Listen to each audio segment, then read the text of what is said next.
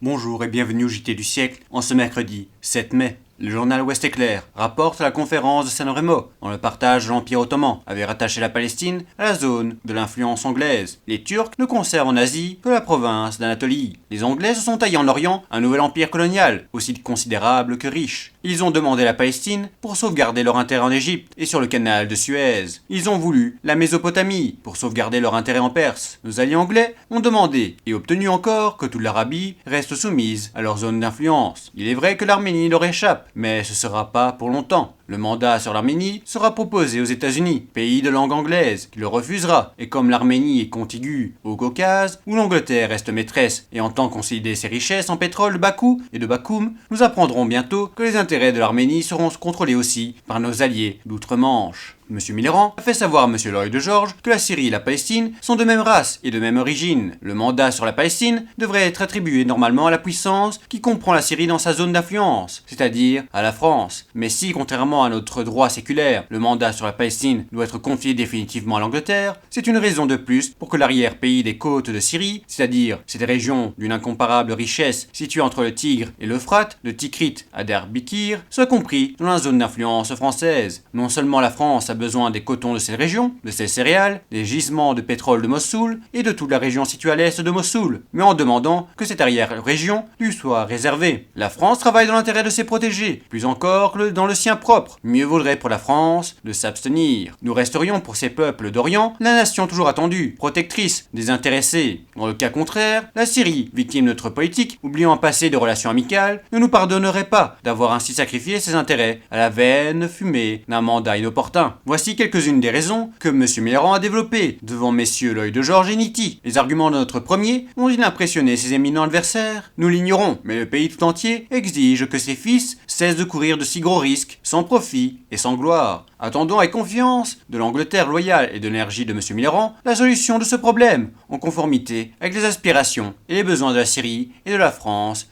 étroitement unis. C'était le JT du siècle, l'info de notre histoire.